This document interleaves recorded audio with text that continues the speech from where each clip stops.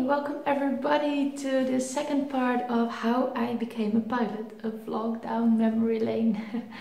Last week I finished at the graduation ceremony, and this week I would like to tell you what happened after and how I got to here. When I got back to Holland after flight school, I immediately started looking for jobs. I mostly wanted to find an airline pilot job, but I knew that that was not going to be that easy and that fast. So in the meantime, I wanted to work somewhere in aviation as well, because I wanted to keep my CV growing. I wanted to stay in aviation, and I would continue to look for a job as an airline pilot. Very soon I got hired as an aircraft data entry specialist in an aviation software company in Schiphol Airport in Amsterdam.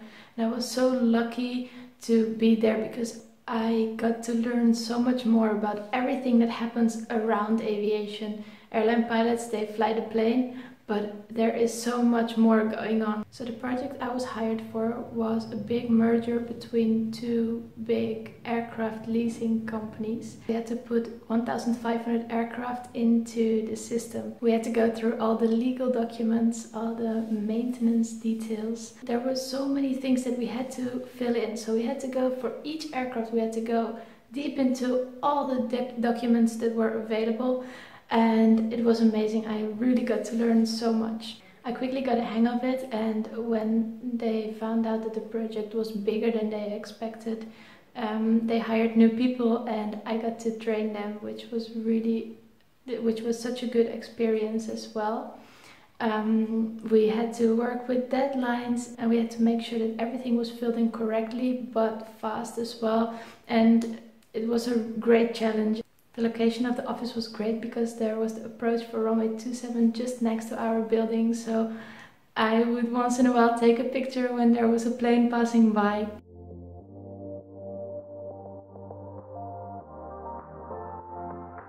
I had a friend working opposite to the office where I was working in a flight simulator company. After we both finished work, I would get there and fly a bit of the 737 simulator that was there. He taught me a bit on how to fly it. Nou Captain, gaan we eens even aan de grond zetten. Laten we even zien hoe dat moet. Het is landing gear down, flap 15. En dan vervolgens gaat de speed ongeveer naar richting de 160. En wanneer we richting de baan zijn, dan gaan we naar flap 30. Okay, air power. Landing checks. And start switches continuous. 500. Speed brake armed. Landing gear down 3 green.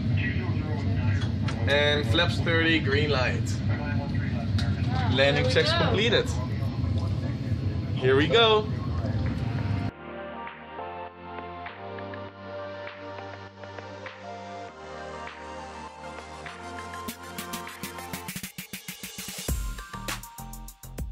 And we also got to do some fun maneuvers that are usually not done in the 737, like a barrel roll. Yeah, go for it. Laat wel grond zien. Bank angle. Bank angle. Bank angle. Bank angle. Bank angle. Bank angle. I also continued flying the Cessna in Lelystad, in a little aerodrome in Holland, where I would take my friends and family on board so they could enjoy Holland from above, and for me it was great to keep my flying skills up to date.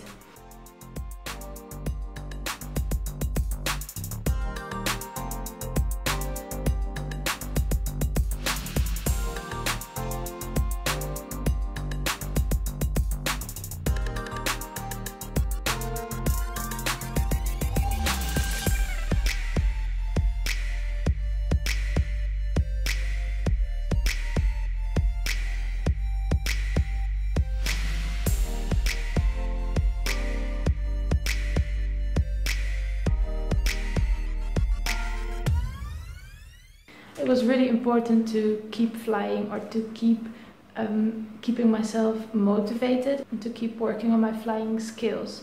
I noticed that it was very important to know people, So I would stay in touch with people that were either flying as a pilot or working in an airline company.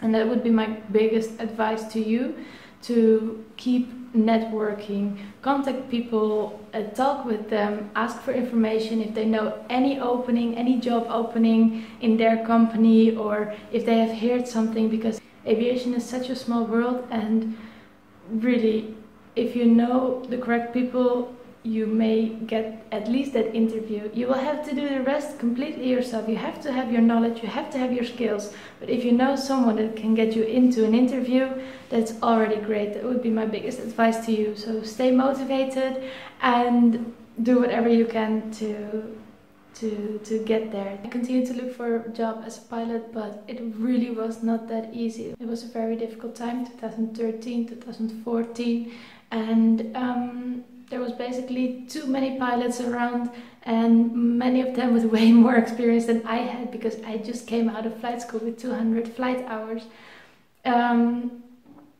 So yeah, it was a difficult time, and I really I never lost hope, but I can tell you that I sent my CV to, I think, around 100 companies all over the world, and only from a few of them I got a reply, but negative. So it was usually that they were looking for people with more experience, or yeah, basically that I would not meet the requirements. Thankfully, my current company went to my flight school to ask for CVs of graduates, and they went through these CVs. I got invited for a selection in Barcelona.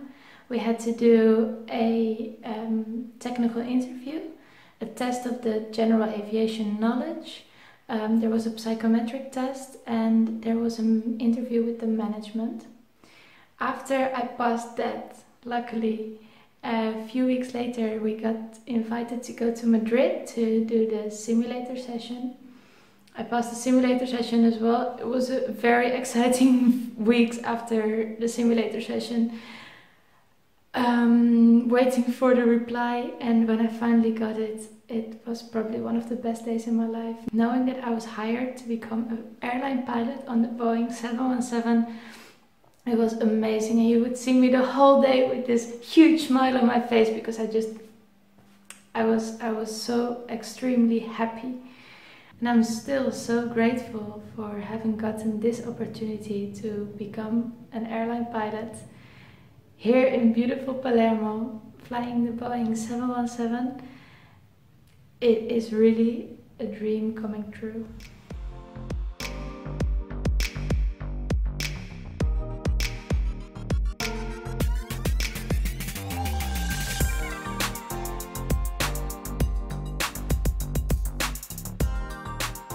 Thank you so much for watching. I really hope you enjoyed this short series of how I became a pilot. If you liked it, please put a thumbs up, it would help me a lot. Subscribe to my channel, and I will see you next week. Bye!